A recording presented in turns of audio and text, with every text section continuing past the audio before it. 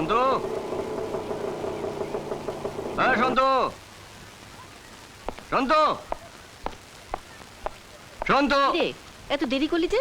আর বলো না, কখন থেকে রেডি হয়ে বসে আছে। রাস্তায় এমন একটা ঝামেলায় ফেসে গেলাম। সন্তু কোথায়? সন্তু, হ্যাঁ সন্তু।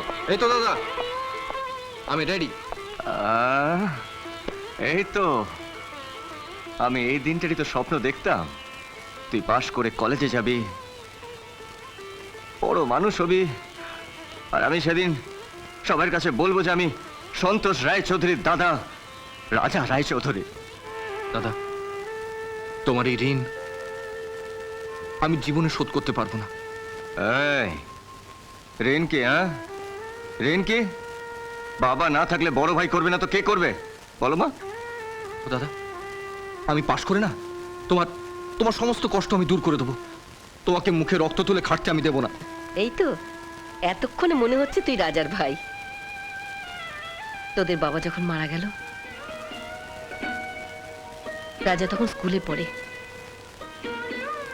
একদিন স্কুল থেকে নাম কাটিয়ে এসে বলল, মা, কিরে রাজা, তৈরি হসনি কেন? স্কুলে যাবি না? না আমি যাব না। কেন? আমি আর পড়বো না। পড়বি না?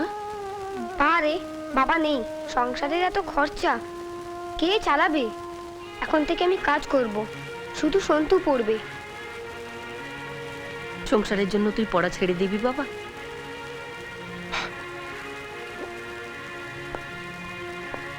মা, থাক বাবা থাক।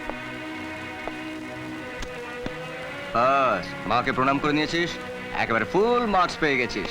মা, ওকে নিয়ে চললাম, দেরি হয়ে যাচ্ছে। আয় বাবা। আসি মা। চ। দুর্গা দুর্গা। ঠাকুর, ওদের মঙ্গল করো ঠাকুর, ওদের মঙ্গল করো।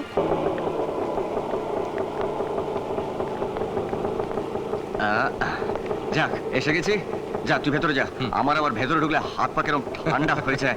শোন, রাত্রিবেলা ফিরে এসে না সব জমিয়ে গল্প শুন। ঠিক আছে। কিছু লাগবে না? না না, কিছু লাগবে না। তাহলে আমি আসি। আসি। এই শোন শোন, যা যা।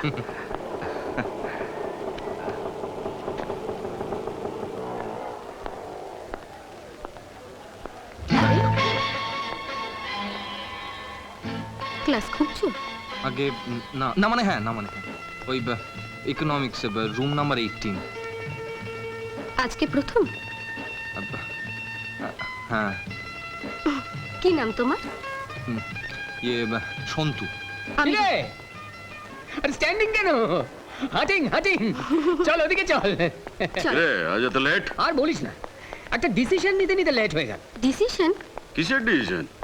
ভাবছি প্রিয়াকে আর লাইন মারবো না। সে কি রে? কেন? আজ একেবারে গুষ্টির পিন্ডি চটকে দিয়েছে। দেখ, একদিন ধরে সিনেমা নিয়ে গেলাম, রেস্টুরেন্টে নিয়ে গিয়ে ভালো মন্দ খাওয়ালাম। আচ্ছা, তার কি রেজাল্ট হলো শুনবি? কে? কাল আমায় ভাইফোঁটার নেমন্তন্ন করেছে।